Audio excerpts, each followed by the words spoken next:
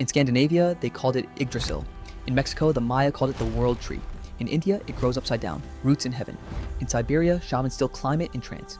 These civilizations never met, never traded, never shared a single word of language. So why did all of them, independently, dream up the exact same tree?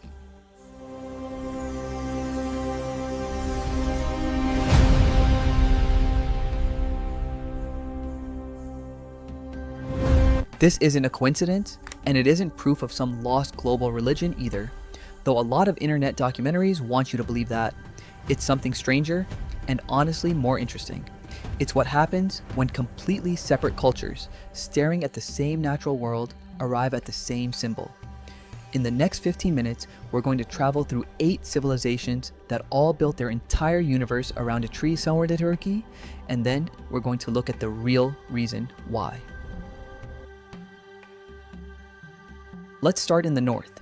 In Norse mythology, the entire universe hangs on a single ash tree called Yggdrasil.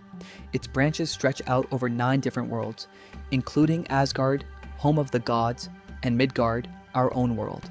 Its roots dig down into 3 separate wells, one of them guarded by the Norns, the beings who weave the fate of every living thing. At the very top of the tree sits an eagle. At the very bottom, a serpent named Nidhogg gnaws endlessly at its roots, trying to destroy it. A squirrel named Ratatoskr runs up and down the trunk all day, carrying insults between the two. For the Vikings, this wasn't poetry. This was literally how the universe was built. Everything that exists holds on to this one tree. Now, travel a few thousand miles south to ancient Mesopotamia, modern-day Iraq, thousands of years before the Vikings existed. On the walls of Assyrian palaces, archaeologists found the same basic idea carved in stone. A sacred tree, heavily stylized, flanked on both sides by winged, eagle-headed spirits. Kings are shown standing beside it, sometimes touching it, sometimes being blessed by it. Historians still debate exactly what it represented: fertility, cosmic order, divine kingship. But the pattern is unmistakable. A tree standing at the center, connecting the human king to the divine world above him. In Egypt, the tree took on a different job: keeping score. The Egyptians believed in a sacred Ished tree, sometimes called the Tree of Life, where the gods themselves wrote down the name and the fate of the pharaoh on its leaves. It was a kind of cosmic record book. Egyptians also associated trees with Nut, the sky goddess, sometimes shown pouring water for the dead from within the branches of a sycamore. Once again, a tree standing at the crossing point between the world of the living and the world of the gods. In India, the idea gets flipped completely upside down, literally. In the Bhagavad Gita, the sacred Ashvatha tree is described as rooted in heaven, with its branches reaching downward into our world.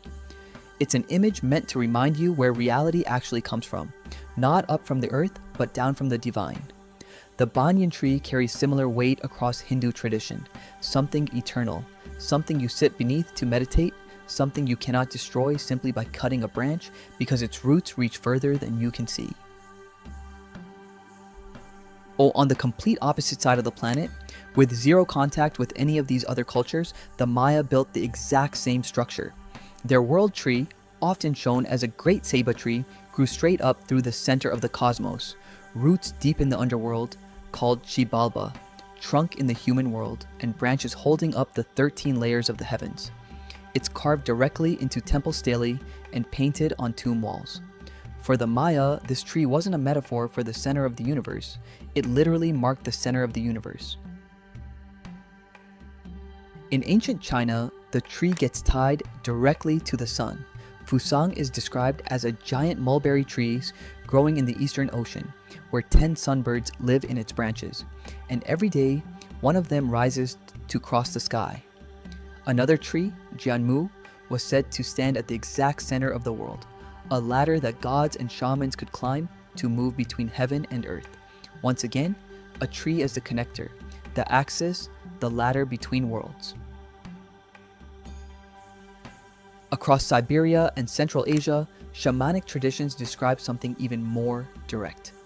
During a trance, the shaman doesn't just imagine the world tree, they climb it. It becomes a real, physical journey in their mind. down through the roots to speak with ancestors and spirits of the dead, or up through the branches to reach the sky spirits and the pole star. The tree isn't a symbol they look at from a distance, it's a path they actually walk. And this pattern reaches all the way into the tradition many of us grew up with. In Genesis, paradise itself is built around two trees, the tree of life and the tree of the knowledge of good and evil, standing at the center of the Garden of Eden. Life, death, knowledge, and the divine, all rooted in the same soil, in the same garden, around the same tree. So here's the actual question. How did the Vikings, the Maya, the Egyptians, and Siberian shamans, none of whom ever met each other, end up drawing the same picture of the universe? The first answer is the simplest one. Look at a tree. Its roots go down into the earth where the dead are buried. Its trunk stands right where we stand, and its branches reach up toward the sky, toward the sun, toward whatever people believed lived above them. Nobody had to invent that structure. It's just what a tree physically looks like. The symbolism was already built in. Second, trees weren't decoration in the ancient world. They were survival. Shade, fruit, medicine, fuel, the wood people built their homes and their tools from. If you're going to build a symbol for life itself, the thing that's already keeping you alive is the obvious candidate. Third, trees die back every winter and come alive again every spring. For cultures obsessed with death, rebirth, and the turning of the seasons, that's not just a nice metaphor. That's proof, playing out every single year, right outside their door. And fourth, there's the idea of the axis, a fixed center point the whole universe can be organized around. Ancient people needed a way to map the sacred world. Where's up? Where's down? Where's the center? A tree standing tall with a clear top and a clear root system was the most natural compass nature ever handed them. Now, some of these traditions probably did influence each other. Trade routes connected the Near East for thousands of years, so Mesopotamian and Egyptian and even early judeo-christian tree imagery could plausibly share some DNA. But the Maya, 12,000 kilometers away, isolated by two oceans, that's not cultural borrowing, that's convergent evolution. Separate minds solving the same problem the same way because they were all looking at the same kind of tree under the same kind of sky. One honest note before we wrap up, because a lot of videos on this topic won't tell you this part. Not every ancient civilization centered their cosmology on a tree. Some built theirs around a mountain, a cosmic egg, or the primordial waters of creation instead. The world tree pattern is genuinely widespread. It shows up on nearly every continent, but cherry-picking only the tree myths and ignoring everything else can make the pattern look more universal and more mysterious than it really is. So no, this almost certainly isn't evidence of a lost global civilization or an ancient truth humanity forgot.